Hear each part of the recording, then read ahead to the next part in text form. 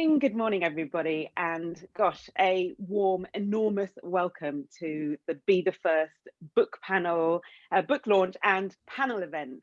I'm Caroline Flanagan, very proud, very excited author of Be the First, People of Colour, Imposter Syndrome and the Struggle to Succeed in a White World. Now, today I'm joined by a panel of three incredible guests, and I'm going to be asking them what it means to be the first and how helpful is it? Should we celebrate being the first in minority communities? So what we're going to start with is a brief introduction to the book, and then we'll have about 30 minutes of a panel discussion that I'll curate directly with the panel. Thank you so much to those of you who submitted questions via the sign-up form. I'll try to cover as many of those as possible, but because it's been such an amazing turnout, I might not get to them all. But that's fine, because we do have about 20 minutes at the after the panel event where I'm going to open the floor and you'll be able to ask your questions directly to the panel. So before I introduce who our panelists are today, I would just like to run through some housekeeping points. First of all, best view for this, if you're not familiar with Zoom, is speaker view. Because we're going to be running it as a panel, you can use that button in the top right-hand corner of your screen to switch to speaker view rather than gallery view for a better experience. You'll notice that you are all on mute, and I would be grateful if you would stay that way unless and until you're called upon to speak directly to the panel during the Q&A. However, videos I absolutely encourage. It's lovely to see your faces. So if you're able to do so, then let's see you. I will be recording this session. So if you don't want to be seen on the recording, then of course, feel free to turn that video off.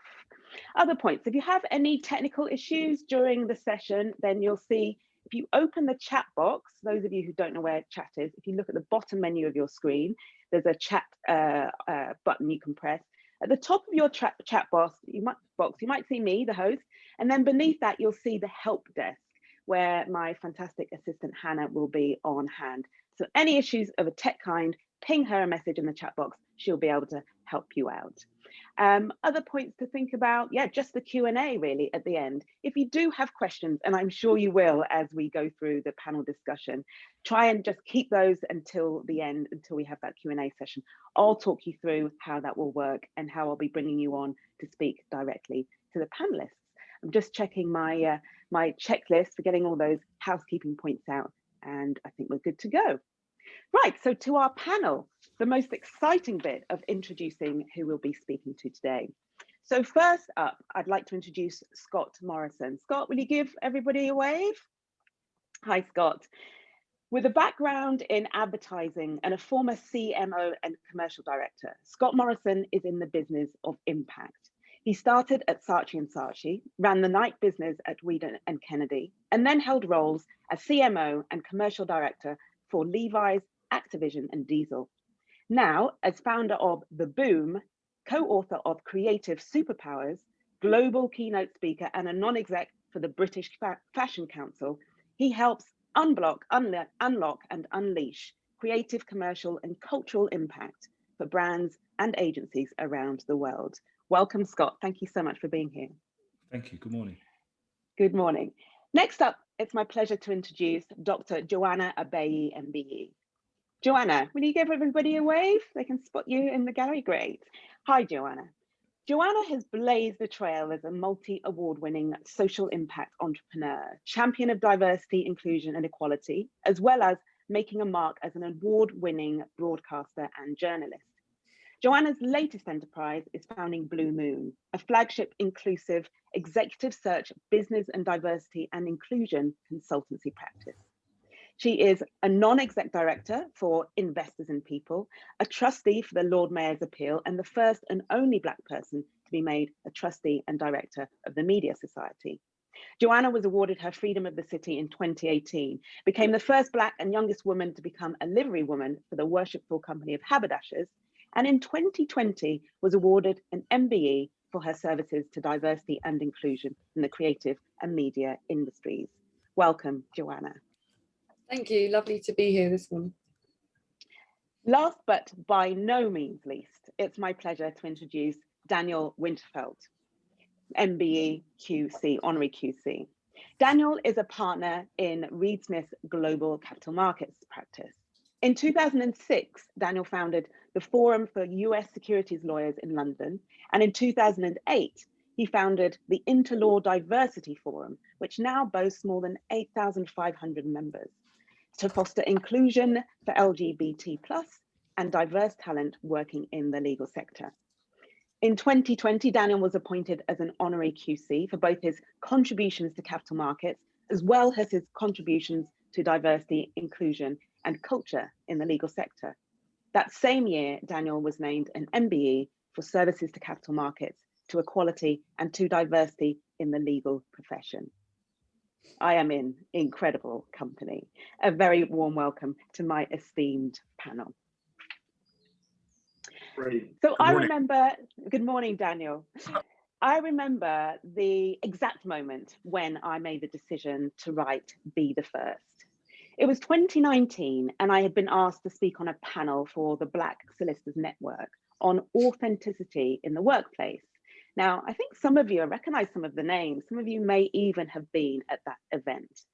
And that day, I was struck by the anger and frustration by people of color in the audience, the experiences that they'd had trying to succeed in a white world, a corporate world that was so overwhelmingly white. And it resonated so deeply with me. Memories of being the only Black pupil in an all-white school, of being told, gosh, Caroline, you're actually a really nice person for a Black person, by my then best friend.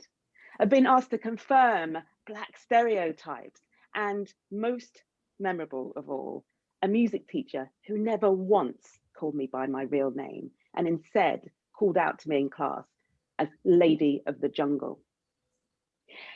I remember that evening being quite moved by the sense of isolation and exclusion that people were still feeling around private school in-jokes that made people part of cliques and made them feel excluded, about an after-work drinking culture that they were unfamiliar with, about being a person of color and having no role models, no one who looked like them, who actually made it, stayed on even in their organization and made it to the top into a leadership position.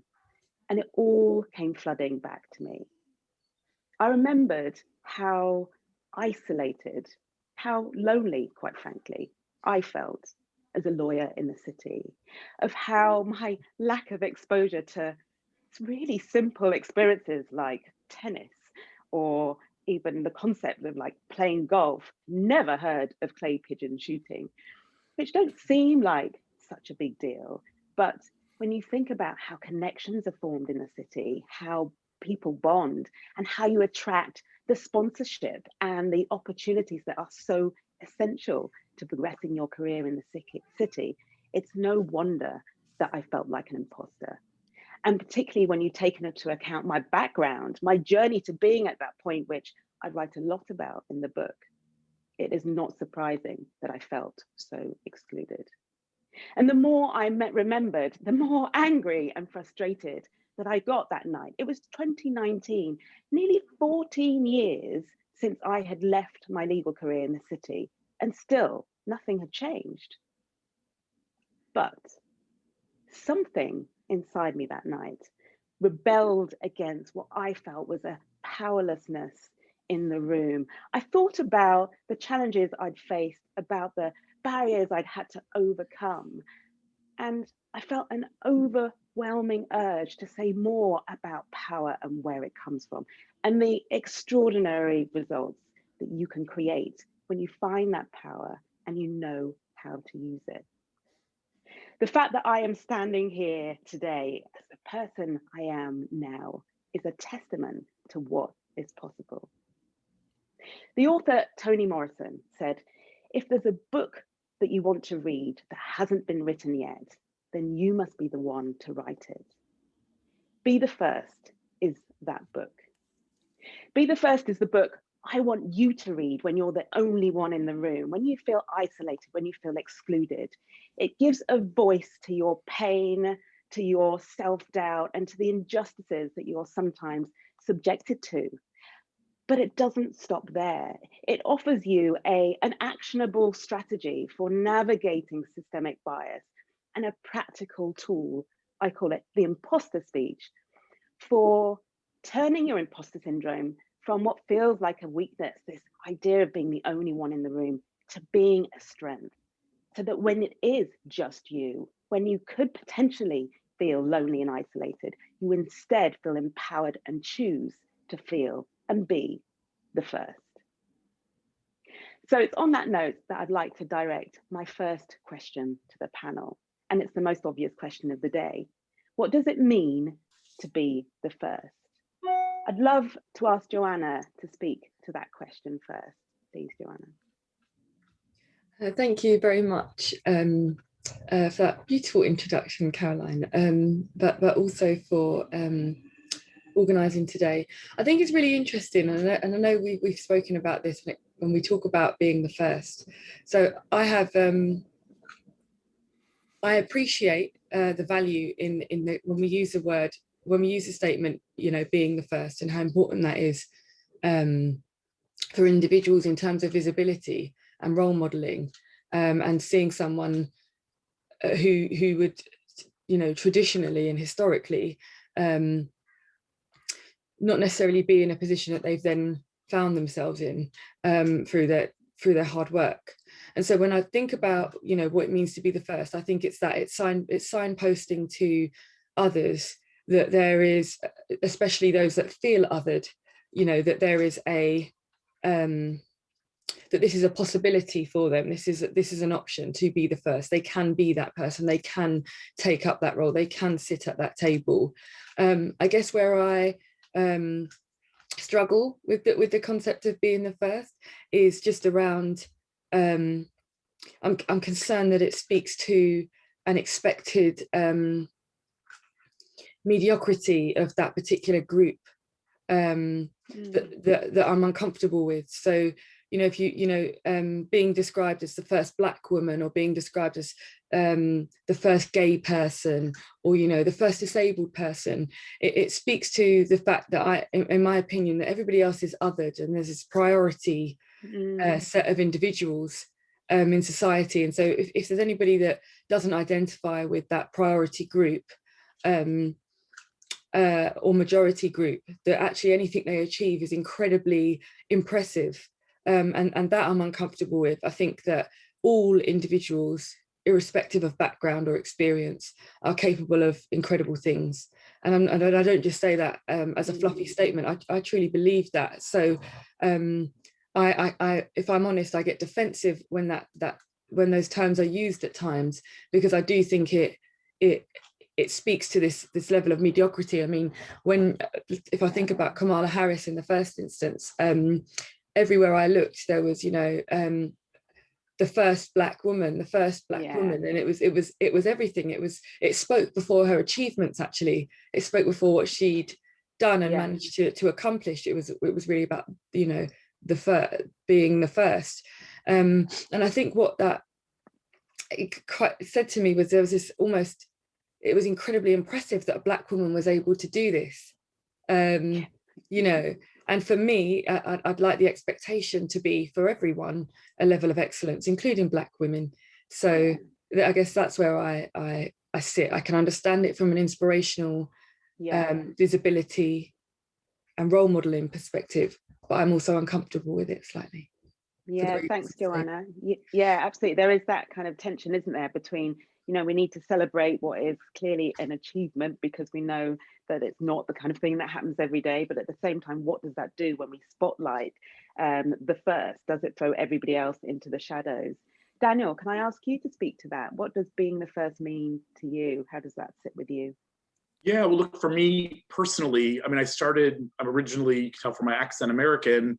I'm now British as well, and I've been here for 20 years. So when I came here, I went to law school in New York in the late 90s, and then worked for 2 years, and then came here to London in 2000. And it really was night and day, because I went from Manhattan, which to me, as someone who's also Jewish, I mean, half of Manhattan was Jewish, the other half was gay. So I sort of moved to Manhattan, and for the first time in my life, felt like I really belonged somewhere. So I had a huge swelling of inclusion where I felt accepted. I could be open and out at work. You know, when I was at Fordham, I was able to do some activism, you know, and the LGBT network, we did work, and it was amazing. We had like Reverend Sharpton saying, if you want to do a gay marriage at Fordham, I'll perform it on the stairs of the law school for you at any moment. And we were like, well, that might be a little much for us at our at our Jesuit university. We were just trying to get the LGBT network onto the diversity committee, where they weren't welcome at first, and we were able to accomplish that.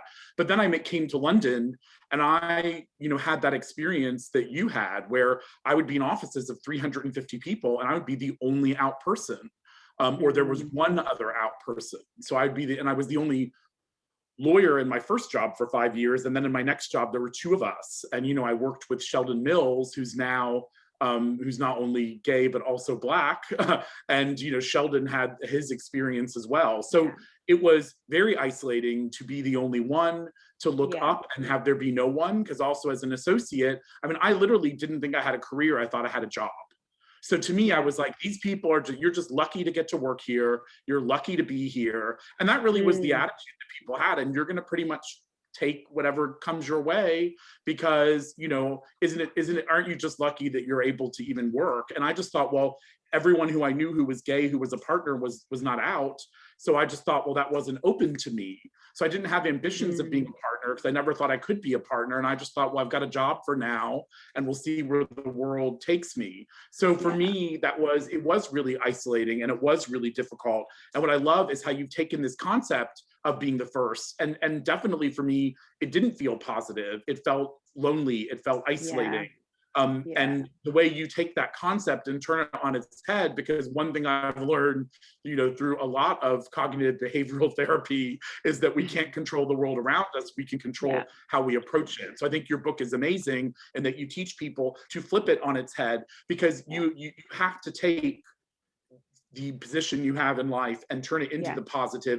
And then I think also what I've learned is not only to do that for yourself individually, but then think about how you can be of service to others. Because very often what happens in that syndrome of the first is they're complacent and they're happy being that person. It's not good enough that there's one, you know, Black partner at a law firm, or one LGBT plus partner at a law firm. Everyone who gets to that point needs to be looking around and saying, where's everyone else, and what's my responsibility? What can I do to bring those people forward? And you know, thank you. So I'm definitely going to broaden out on that topic, Daniel, because I think that's a really important one about then, when you are the first, to what extent is there an obligation, responsibility to be doing that, bringing others up with you?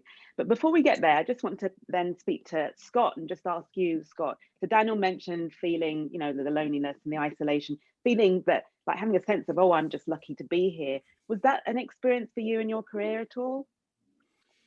Yeah, I'm quite interested about. I mean, firstly, congratulations on the book. I think it's a fantastic. It's a great topic, and actually, when I think about what it means to me, I build on what both Joanna and Daniel said. You know, when I was in advertising, I felt very much. I wasn't the first Black account handler at Saatchi's, but I was one of, and everybody else around me who was Black was. If I had South Asian colleagues, they were in finance or in IT, and if I had Black colleagues, they're in photocopying or in reception. And so that kind of set the tone for what Black people's role was effectively in advertising. And I'm not sure it was 100% deliberate, but it was just there. And so my take on being the first is, I think it's threefold. I think firstly, that being the first is incredibly important and powerful. And yes, sometimes it might lead to a sort of a sense of, well, you're lucky to be there. But in oftentimes, you just happen to be the first. It's not something that you actually set out to do, but it happens to you. It's happened to me a couple of times in my career. And so I think that to overcome that mediocrity thing, first, you know, being the first is important. The second thing then is about setting the benchmarks. And I think particularly about someone like Lewis Hamilton, you know, the first professional Black Formula One driver. Okay, so you could say, well, yeah, lucky for him. But he's just set the benchmark for the world of Formula One driving and everything else. So I think once you get in that position, you've got to set the benchmark. You've got to raise everybody's game. You've got to really go after creating impact I mean, I call it positive disruption. You've got to use that to generate that. And then finally, to Daniel's point, is the third bit is encouraging the next generation, taking responsibility and ownership, that people can't be what they want to be if they can't see what they can see, if you see what I mean. If they can't see it, they can't be it. So when you're in that position, you set the benchmark, and then you use that benchmark to help encourage, stimulate, inspire, bring on, mentor other people who want to come through and achieve the kind of things that you want to achieve. When I ran the Commission for Racial Equality, a business at Saatchi & Saatchi, my client, Margie Thompson, was a wonderful, wonderful woman. She was one of the heads of CND and all sorts of things. And she always used to say to me, lift as you rise. And I think that that's the third critical part of being the first. So being it is important, set the benchmarks, but then lift as you rise.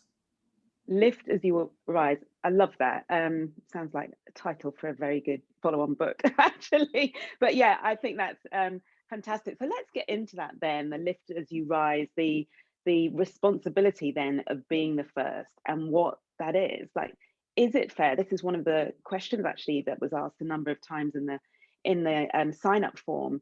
Is it an obligation? Is it a responsibility that you must assume when you are the first to actively lift others up? And the second part of that question is, if that is the case, how do you do that? Who would like to speak to that first? Daniel, do you want to speak to that first?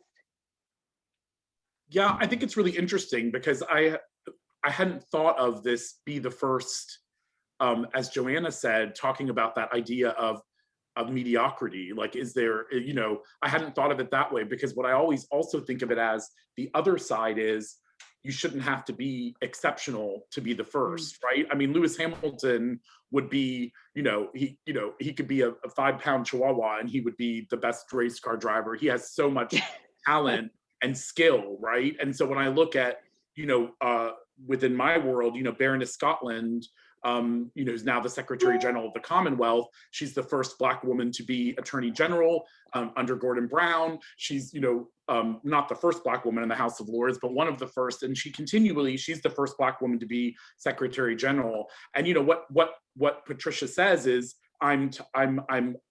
it's exhausting sometimes having to be the first. We need more. But I think that, the problem we have too with that is, you shouldn't have to be exceptional to be at the table. If everyone else at the table isn't exceptional, why should you be? So, I've worked places where, there are two women out of 40 partners in an office of a law firm, and both those women have been made up a decade before. And, I said, well, unless every single person at that table is exceptional, where are the average LGBT plus people? Where are the average people of color? Yeah. Why can't we just be average and also be at the table? Why do we have to be exceptional? And then you get into looking at the pay gap, and you look at our research, and our research within the Interlaw Diversity Forum shows that, with intersectionality, not only the more diverse you are, do you earn less and face more barriers, but the more intersectional you are, the more barriers you face and the less money you earn. And the inverse of that is, the harder you work for less. And I love that made Joanna smile. It made you smile. So that's kind of my take on it. Yeah, thank you, Daniel. Joanna, what are your thoughts on the responsibility point, and how you actually, if we accept that there is a level of responsibility, how you actually honor that? So I took my responsibility quite seriously. So, I mean, I set up my first organization while I was still studying myself. I was 18, and I've kind of ran out of like a little racehorse. I've come out of the tracks, and I've just kept going ever since. So I took it as my responsibility, and it's really, but I don't believe it's everyone's responsibility. I don't feel like I have the right really to tell you what your responsibility is once you're in a role of influence. However, if I'm leading from my own actions, I guess that is probably how I feel. I think it's interesting because I had a mentor when I was 18 who always used to say to me, you learn, you earn, and then you return. And I always used to say to him, but you've started returning now. And at this point, he was 76. So I said, when you walk into the schools that you speak at and things like that, although it's inspiring and although it's very positive, it's so far away it can feel so far away that, you know, if someone's standing there talking to a 14-year-old and they're 76 and listing all of the things that they've achieved, then it can feel like, okay, well, I've got miles then. You know, I've got lots to learn, I've got lots to do. And so it can sometimes, I think, like make it more intimidating to achieve those things or to go for those things than it can feel realistic and possible. And I always used to say that I may not be, you know, because I was talking to students at 19, for example, so I may not be 10 years deep into a career, but from the age of 18 to 19, operating in the space that I was, I've learned something. So why not share that? And I've done that at every point. That's why I come along to panels like this, it's in celebrating your incredible book, is, if, you know, once you have learned something, why not share it? Why not, you know, why not continue to do that? And that's not to mean that I've completed my learning. You know, I'm gonna learn I've learned in this course so far, you know, so I feel like it is important actually that at any point and at any step that you have, don't wait until you're at this kind of destination of success. Actually, throughout that journey, there'll be lessons that you learn that would help prepare the person that's coming up either beside you actually, and also those that are following suit. I think there's also something in having the confidence in the room. I think Daniel spoke of the fact that, you know, sitting at that table and you know, the fact that you have to be exceptional, and I have found that so much. I mean, there's a Chris Rock joke where he talks about the neighborhood that he lives in, and everyone around him is just not just, I shouldn't say just, but it's in the context of this joke, is a dentist or a lawyer or a doctor or works in marketing, and he had to become one of the world's most successful comedians to be able to live on the same street as them, and had to get this worldwide fame in order to be there. And it kind of mirrors some of the experience we have, especially like within certain environments that I'm in. There's a particular group I'm a part of, which is a huge company, and there are 5 ethnic minorities. And we spoke to the rest of this organization, and I'm laughing because I find it so concerning and I find it so uncomfortable that the only reaction I can give in this moment is this nervous kind of giggle. But it was the fact that I had achieved like something like 23 awards and this MBE and had placed like thousands of people into work, and the other person had like created like 10 businesses that had gone on to do this, and then the other person, and like the list of achievements that these people had to do, and all being ethnic minority and therefore the first to join this, you know, this organization, they'd had to do almost 20 times more than their peers in order to kind of to be there. So I totally understand that point that you made, Daniel, around the fact that sometimes we can't just have a job like, you know, that we're passionate about, like being a dentist. We'd have to be a dentist, organize a charity, run a school, you know, have written 10 books before we're sometimes invited to that table. That's a heavy burden. That's a heavy burden. And my final point is that then when you then get into the room, it's speaking that truth. And there's been times when, especially, I'm 33 now, my first board role I got when I was about 27, and many of them are sometimes focused around the city of London. So you go in and you sit at a table of people that speak in a different way, dress in a different way, and mainly Eton graduates and Oxbridge graduates probably haven't experienced the level of sort of poverty that I would have experienced growing up on a council estate in southwest London, and they're speaking in a way, they're operating in a way that feels so different to the way in which you would have operated in, and you suddenly think, what right do I have to be here? Why would they listen to what I have to say? And then there's this nervousness, and I put this down to obviously being the first at that table.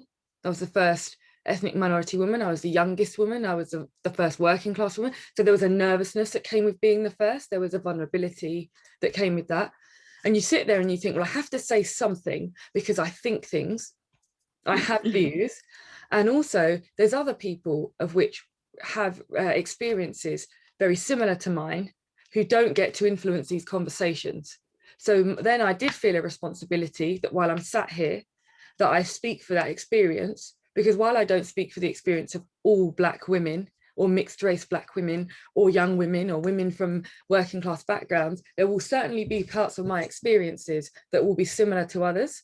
And so I always used to feel this responsibility, actually, that once I'm in that room, I should use my voice, I should use it confidently, but I should also use it to speak about the experiences of some individuals who won't get into that room just yet, and also to challenge the way that people think about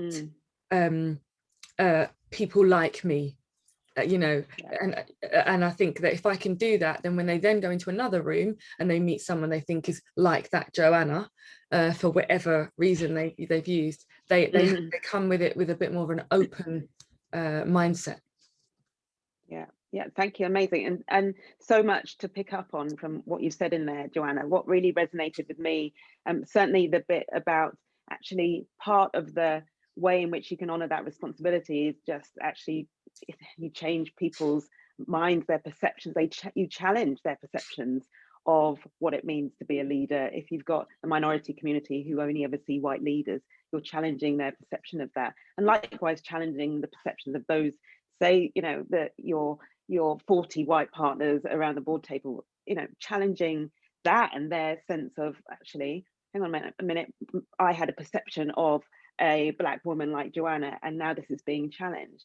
But to the point about role models and responsibility, so you were talking about from a very young age, recognizing that you had learned, and that even then, even at 19, you could be a role model and be sharing your experiences. I think that's a really interesting point that speaks to the pressure that you can feel as the first when you are the one and you're one at the top, because if it's something that you are practiced at doing from the early age, you recognize at the age of 19 that that's something you can be giving, the value you can be giving, and you're doing that consistently on the way up, then I'm wondering, does that not ease the burden or the pressure or the kind of sudden, I'm here, suddenly I have to turn into this role model that goes around bringing everybody up? Something you're practiced in doing, and you do so naturally. So that was one of the thoughts I had about your experience, Joanna. I want to now talk about or focus in on the how, right? So how do we be the role model, bring people up, and how do we avoid being the 76-year-old that looks like, wow, so impressive, but kind of whose success is unattainable? In the book, I share quite a bit of my own personal story of my journey to where I am now, because I felt it was really important to tell the whole story. And that's one of my issues, and why I wanted to really get underneath the kind of idea of being the first, is to look at, well, how important is it to talk about how we got there, how we became the first? Kamala Harris, it is great that she's in the spotlight, but how helpful would it be to know more about her journey and the challenges and struggles that she experienced? Scott, what are your thoughts on that? Well, I'm always quite open and honest about my background and where I came from. I grew up with a single parent family. My mum brought my sister and I up. She worked 7 jobs to make sure that we had food. And her big focus for us was always education. So one of my first experiences being the first was I was the only Black student in my private school that I went to. And I went to private school with got a scholarship. We didn't pay for it. My sister was also got a scholarship for her private school. So I kind of recognize everything that's been said, in my very earliest environment, I was the first, and I used that. I talk about that in some of my keynotes about how I used that to create my own niche, my own path, and sort of set me on my leadership roles as I grew up. So I think it's important that people hear your past and hear your background, and you're right, and that they hear it early. And back to the point of responsibility, to weave it back in, is where I guess whether we like it or not, if you are the first, or you are doing something and people see you as a role model, then whether we like it or not, we have a sense of responsibility. And that doesn't always mean, by the way, going and speaking to people directly, or doing things that are very traditional. As you know me, I'm always thinking about not doing things in the traditional way, because if we do everything in the same kind of way, then the system gets immune to it. Do you know what I mean? It's like it's like the white blood cells. I mean that in a biological sense. The immune system of organizations, they rally around things like that, and very quickly it becomes anesthetized, as it were. So it becomes not useful. So what I find really useful is understanding the stories of some of the people that I mentor, and indeed reverse mentoring. So in the same sense as our backgrounds are important, actually hearing the backgrounds of the young people that I'm working with and I mentor is equally important. A, because it helps you understand what's going on. But B, and I think this is the most important thing, I've been involved in something called Media for All for a little while. And my big rallying cry for the advertising kind of media industry is stop trying to bring young people or create diversity and inclusion, or say we want more young Black people in our office, all that sort of stuff. Because frankly, firstly, the world's changed, right? And secondly, culturally, they're not doing enough to make that happen. And actually, I just think it's a bit obvious to say that. The reality is what's happening outside of traditional advertising and traditional media is there are young people from all backgrounds, disadvantaged backgrounds, Black, white, Chinese, South Asian, who are doing incredible things that advertisers can only dream of. They are reaching millions of people. They're reaching billions of people. They're creating unbelievable music videos. They're creating unbelievable documentaries. They're giving insights into lives that we would never ever see, and people are finding incredible passion in that. And sometimes young people are told they've got to change. And I think our responsibility is helping them understand that sometimes they are the change. And they've got to keep doing what they're doing until they find their audience, until they grow they get recognized for what they're doing. Don't change what you're doing. You're doing great. Your background is totally fine. Your audiences are fantastic. What you're creating is unbelievable.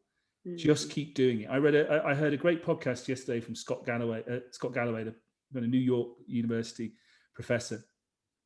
He talked about the next wave of business generation is going to come from content in a way that we don't think. So podcasts and great content is going to suddenly be monetized by businesses because it's a really quick and easy route to get a great audience who are really engaged, and people are going to pay a lot of money.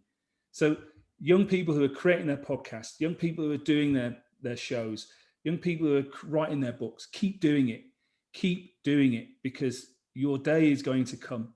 And don't always think that because of your background, don't always think that because of who you are and what that you have to be part of everything that you see. You're doing great. I think that's an amazing and really important message, actually, that as a junior, certainly in the city, you don't often hear is, you're doing it right. It's us that need to learn from us. Daniel, what are your thoughts on that as a partner, in the city, and on how, the culture of law firms in how they view and interact with more junior lawyers, and particularly minority ones? Yeah, well, I like a lot about what Scott said and what Joanna said. I think when you're junior, rather than think about giving back or helping others as being something you do at the end of your career, I think being of service to others is something that you do as along the way, because I think that's a gift you give to yourself as well. And I agree with what Scott said. It's not that you have to do, I don't think everyone should do what Daniel Winterfeld is doing. I think everyone should do what's right for them.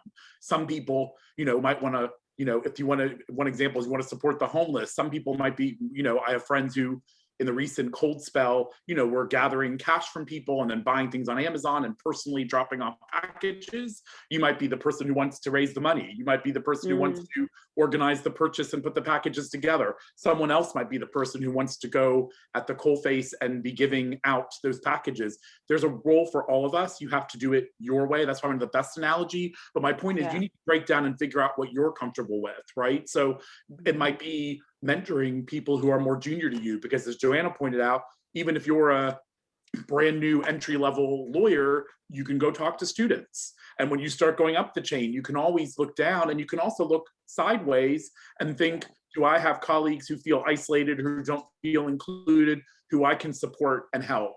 So for me, when young people say, like, how do I get a mentor? How do I get a sponsor? How do I get people to support me? Every opportunity I've had has come to me. So if you look at the patrons within Interlaw, Baroness Scotland, Dame Fiona Wolf, Sandy Okoro, Helen Grant, MP, and Tim Hales, 4 of those people are allies, 4 of them are women, 3 of them are Black women, and all of them have stepped forward because they've said, I see the work that you're doing and I want to support and help that. So I think by being of service to others, doors open to you that aren't visible. I think you pay it forward. And, I do believe in karma, but I also believe that you kind of make your own.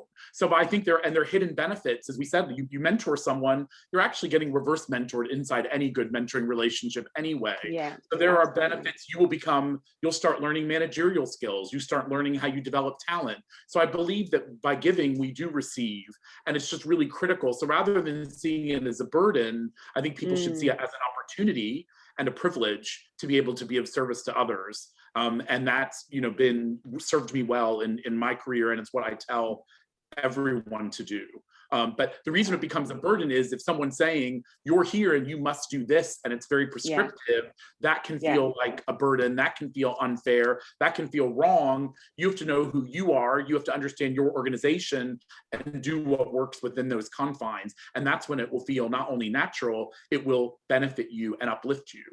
Yeah, absolutely. Thank you so much for that, Daniel. And I want to touch on, and we're going to go to the Q&A shortly, and perhaps we could start the Q&A on this point, actually, just to switch and start talking about allyship. So Daniel, you mentioned allies, so important. This is actually a question that came up a lot in the sign-up form, where it was a question of how do I, as an ally, be more supportive, be the one that can encourage more people from minority backgrounds to be the first? How can I do that in a way that doesn't look or sound like tokenism? I'm going to just turn on my chat here, which is why I'm looking distracted. And can I ask, Joanna, can you take that question and then we'll open up the floor to the Q&A?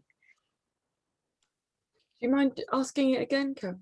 Yeah, sure. So it's really a question that's coming from the sort of the non-minorities, right, in organizations, about how they can be better allies, and specifically how can they help to raise, the ethnic minorities in their organization in a way that, like, sensitively, in a way that doesn't look or feel like tokenism.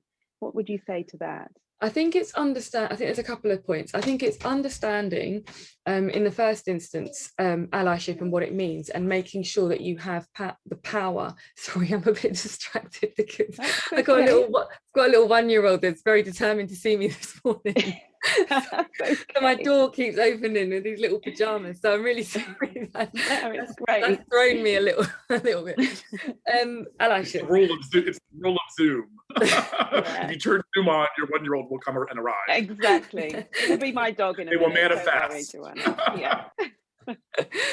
So in terms of allyship, I think it's about making sure, though, that you establish an act, something that results in an act. Because I'll give you an example. So we talk a lot about allyship in terms of the organizations that we work with. And what can happen is many people kind of put themselves forward to be an ally because it's quite important to them to try and lift the burden from a person who feels marginalized or oppressed in a particular organization. And they want to stand with them and open the doors and be a sponsor and say, you're not on your own, I stand with you.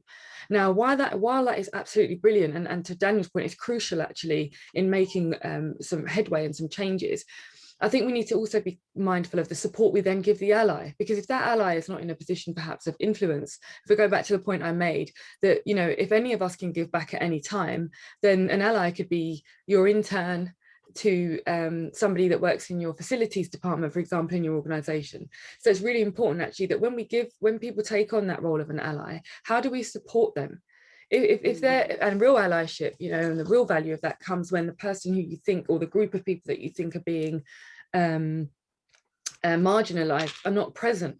It's the ally that's an ally when there's no credit to be given for that, when actually it can be quite uncomfortable having to be the ally in that situation. And so I think, what do we then do for that individual? What if they're doing that, if they're being the voice for somebody who's not present, who's not able to, because they're not at that particular table, they're not in that particular room, what then happens? Are we giving them somewhere to go with that allyship? So in the instance of, say, a law firm, some of the work that we've done with law firms, they have, an executive sponsor has said, I stand with you. So if you find yourself in a position where you are being an ally for someone and you then feel exposed and vulnerable, you let us know, because we will stand with you. So I think that's really important. If you're going to introduce and ask for allyship within your organization, don't leave them exposed and vulnerable with nowhere to go once they've actually taken on the responsibility of sharing that learning and education. Absolutely. I think there's also something in understanding almost, you know, what the expectations are around this. And so allyship tends to come from, as I say, people wanting to support and stand with a group of individuals, or one person, or a marginalized group, an underrepresented group, for example. But what I think is more important in allyship is getting to the why.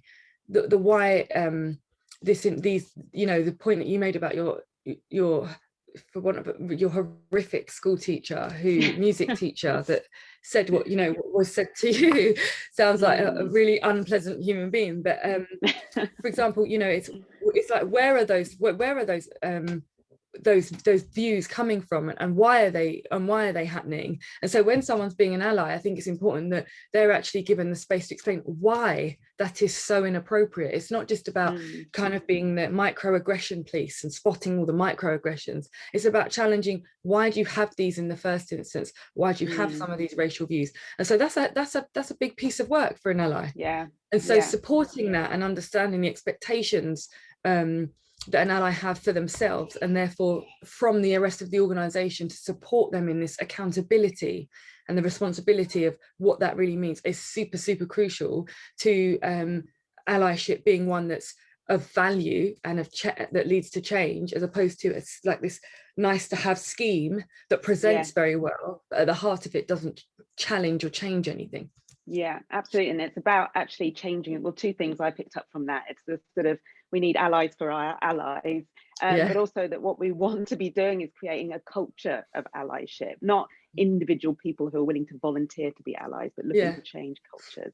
So I'm conscious of time, and there have been so many questions. So I'm going to move to the Q&A now. If you have a question, can you please use the reactions button in the bottom menu of your screen and press the raise hand symbol. And when I see your hand raised, I will bring you on screen and you can address the panel directly if you'd like to.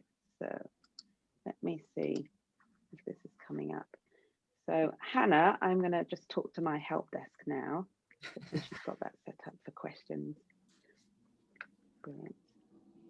Okay. In the meantime, so allies, Scott, what would be your take on allies, and particularly picking up on what Joanna said, just while I wait for questions to come through?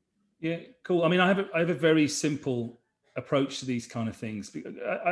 The challenge sometimes is in organisation is labelling things, and then labelling things becomes a whole other thing for people to work through. And actually, when you break down what's happening, is when you want to create big opportunities, you've got to have big conversations. That's the most important thing.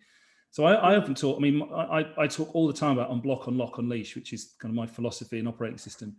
And I think whenever we want to think about this, about allyship or anything where opportunities are at stake for people, the first thing we need to be doing is unblocking the right conversations. What are the blockers? What are the things that are holding us back? What's stopping us? Let's fully understand what we're trying to work with, because our initial thing is to jump into solutions. Oh, I know what we'll do. We'll do this, this, this. And of course, it doesn't land because there's all these blockers in the way. So unblock the things first. Unlock new inspiration. Look who's doing it really well. Look who we can learn from. Who could we copy from? Who could we take great ideas from and use them and repurpose them for ourselves really quickly? And then unleash is all about create action. There's no good talking about it. You've got to have the right stakeholders around. You've got to be able to present a very, very clear action plan and move forward. And when you have those big conversations, you open up the discussion across the business. You have lots of little conversations. You bring them all together. Those conversations amount to big conversations, and big conversations lead to big opportunities. Yeah, thank you so much, Scott. So I don't have anyone who wants to come on screen with us and share the screen with the panel, but I do have about 60 questions that I've printed off from the form. So I'm just going to flick through to I know, I can't imagine speed why round. No one would like to be speed questions, speed dating. So this one was interesting. It's on being a late bloomer. It says, in Japan, we have a term osozaki. I hope I pronounced that correctly, meaning late bloomer. I think maybe late bloomer firsts are maybe more spectacular. Is being the first the most important, or is there something to be said for being a first at a later time? Daniel, can I get your thoughts on that question? The late bloomer. Well, I mean, kind of as I said, I think, whether you're the first when you're young or whether you're the first when you're older, I don't think really matters. And as I said, I think, whenever you're in that position, rather than see that as a burden, I think it's better to see, as I said, to see that as a privilege. And I think if you are a late bloomer, you bring so much more to the table, and you're so much better equipped to support others, to do more for others, and to be successful. I think age gives you perspective. I think age gives you wisdom. I think age gives you a better understanding of how to be more effective. So I think, there's an opportunity in having that happen later in life. And I think also, but I also think as, kind of in Joanna's timeline where it's learn, earn, return, I think you have, a greater responsibility to make sure that you're not the only one, and that you're helping others. And I think, we kind of referred to this, but when you talk about allyship and you tie that back in, it's important to remember, and, as I said in the Interlaw journey, we started as LGBT+, and then, our early patrons were all allies, and, 3 of them were women of color. So when I was able to launch a race ethnicity network, 4 years ago, that was my way of saying, okay, it's now my turn. So your responsibility of who you help, it doesn't have to be from, your category, it can be another group. And I think we have more power as allies. So where it's often easy to unlock is, what I don't think it's fair is turn to the first Black senior person and say, it's now your responsibility to bring everybody of color up through the organization. I think it's great because I think we have a lot more power when we turn and say, well, I'm going to support the LGBT+ network. I mean, I find when I step into the disability space or the gender space or the race ethnicity space, the ease of being an ally, the ease of supporting and helping is so much more, because people can't discount you and say, well, of course you're speaking up for LGBT+ people, and you just mean gay men, you mean yourself. So when you take yourself out of the equation, we have more power, we unlock more power. Yeah, interesting. Thank you, Daniel. I would like to just speak to quite a common theme, actually, and this is about self-esteem and the sort of mental health side of not just the challenges of being the only one in the room, but even more so actually when you feel, you do feel it's a responsibility when you're the first, and how you manage that with your own mental health and your own, the own sort of emotional challenges of that. Can I ask you, Joanna, to speak to that? Because that's something that came out in our conversation before this. Yeah, absolutely. So I speak really openly about this. I've struggled pretty much my whole life with depression and anxiety, and it isn't easy. I mean, you can, and I work, if you think about it, I work in a space that is quite triggering, to the point that Daniel made. There's not a conversation in a day where I'm not being an ally for somebody, whether it is somebody like myself with mental health and mental health challenges, or neurodivergent needs, or somebody with a visible disability. I am constantly challenging organisations on the way that they perceive those individuals and the way that they provide them with their equity. So it's a really hard balance, actually, because you are dealing with very heavy subjects that matter to people, and if you're an empath like myself, then you really care about what matters to those individuals. But then at the same time, you have to wear a professional mask at all times, where you're not impacted, you're not emotionally reacting to things that you're hearing. So a lot of the things that I always try to do is remind myself that everybody's learning, create an open conversation, to the point that you made, Scott, where you said, if you want to make big changes, you have to have big conversations. And so it's important that when you are having those big conversations, you're not standing at a point of coming from a place of fragility or a place of defensiveness, that actually you're going to have to hear some contrasting views, of which sometimes you may not agree with, but you're going to have to learn to sort of respect and tolerate. So I would say that it's really important that we do that. And I'm also really mindful from a well-being perspective, and just thinking about mental health and anxiety specifically, that when you talk about being the first and the only, often that correlates to a Kamala Harris or an Obama, quite huge figures that are accomplishing things on a very large scale. And actually, I think we should also think about some of the young people that when my first organization I launched, some of those young people were the first to go to university in their family. They're the first, you know, child to be able to complete school in their family, because there's lots. So I think when we think about the first, also be mindful of some of not to lessen the achievements of others, because it's not at the grand scale of which we would spotlight and highlight things.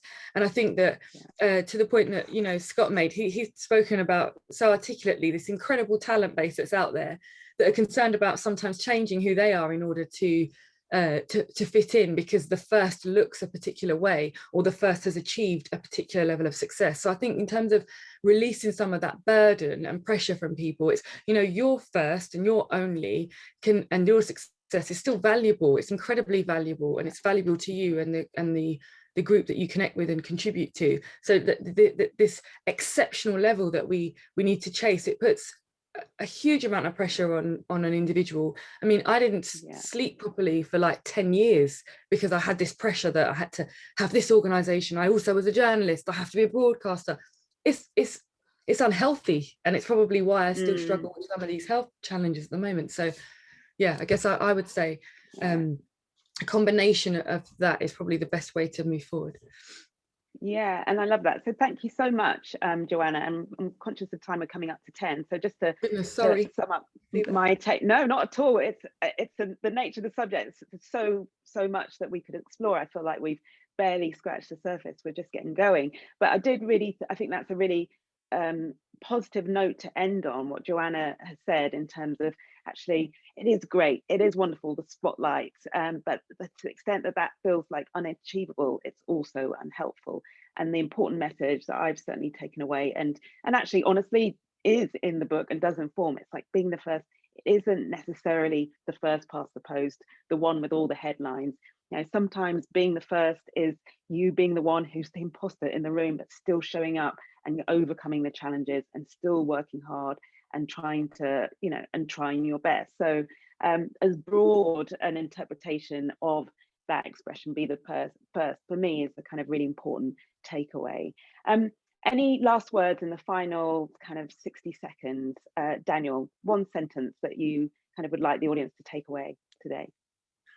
Yeah, well, I think it'd be great for everyone to take away and explore and think about whether they've experienced this and they've been the first, or if they haven't, think about who around them is in that experience now. And I challenge you to reach out to them, have a coffee with them, and create a safe space where they can share their experiences, and then you can explore about how you can be an ally. I would say, and I'd also say the link just popped up in the chat box to purchase this book. I encourage all of you, get it. It's fantastic. It's great. Thank you, Hannah. It's another way that you can learn. And you'll see that I've got my copy behind me, and I've ordered a second one already for someone else. And you know, feel free to link in with me as well. But thank you for having me here. It's been amazing speaking to all of you and supporting your book. Thank you so much, Daniel. I think we've got a bit of echo, Hannah, maybe from the slides. Could we unshare that for the moment, and I'll hold a copy of the book up in case anybody didn't see what it looked like. Yeah, is the sound better now? I think it is. So thank you so much. Thank you, Daniel. Bless you. Thank you so much, everybody. I want to finish on time. It's really important.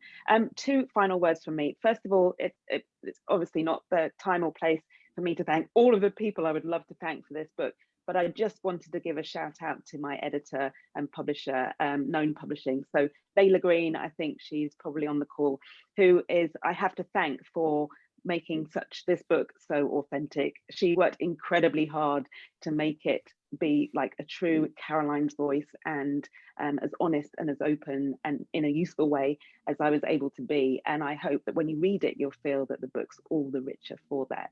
So that's the only thank you I have time for, but thank you all very much for coming today, this morning, to celebrate, not just to celebrate the book, which is a very special occasion, obviously, for me, but also to embrace this issue and see the value in it and talk about it. And last but not least, massive thanks to my panel. Thank you so much for such a thought-provoking, insightful discussion. I'm so excited to now have you in my world, and I hope our conversations will continue. That's all from me. I wish you all a beautiful Friday. And yes, if you do read and like the book, I would love it if you would give me some love on social or on Amazon and share it with your friends and network. That's it. Bye for now, everyone. Bye. Bye. Goodbye. Thanks, everyone. Joanna and Scott and Caroline, you're amazing. It's been so great doing this with you guys. It's been Thank amazing. you, Karen. Thanks, Daniel. Thanks, Joanna. No, absolutely. Thank you. And thank you all for joining us. Hi, Karen. It's lovely to see so many. You learned so much, and your team's been amazing, Caroline. You're brilliant. So well Thank you. Thank you, guys. Thank you so much. I've got 3 new friends. I love you guys. Yes, exactly. You absolutely do. Bestseller vibes. We're sending Absolutely. bestseller vibes into the atmosphere for you, Caroline. Yeah, thank you. Thank you so much. It's been Have a great incredible. Friday, everyone. Yeah, have a great weekend, all. See you soon. Yeah, Thanks, Caroline. Good luck. Well done. Yeah. Bye. Thank you so much. Bye. Bye, Joanna. Bye, Daniel. Bye. Bye. Bye, guys. Have a great day. Bye. Bye. I'm going to stay on last. Hi, everyone. Hi, Rebecca in Australia. Hi. Great to see so many familiar faces. Hi, Bex. Hi, Rosemary. Oh, you're on mute. Very well done. I enjoyed that. Oh, thank you, Rosemary. It was nice to see you. You were right center in my screen. I could Really feel the concentration. Yes. And I'm very impressed. Yeah, Great. it was absolutely Great. amazing, Thank you so Kaz. Yeah, Oh, thanks, Bex. fabulous. Very proud moment. Very proud friend over here. Thank you. Thank you so much. Now I'm about to cry because it's quite emotional, as you can imagine. But yeah. Oh, I think that went really well. How brilliant. Went that so panel? well. Where's the champagne, Paul? Where's the champagne? You need to get her the champagne now. I've got a call at 10:30. I need the office.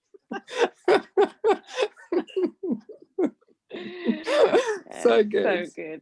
Yeah. Right. Really Go and good. relax a bit. I will. I am. I'm going to go and have a nap. I think I'm going to do.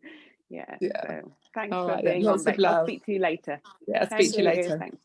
Bye. A well-earned rest. Bye. Yeah. Bye. Bye. Bye, Rosemary. Bye. Bye. Bye, Rosemary. Bye. So I think we've just got Sunflower Team on still. Sunflower Team, you still there? No, you've got a couple of other people, Natalie and Natasha and Bea. Oh, hi guys. You still here? I can't see you. Hard to speak to you. Thank you, Hannah. Thank you so much. Pleasure. I've got some screenshots, so I'll ping them over to you. Okay, brilliant. When can we have just a quick chat and debrief?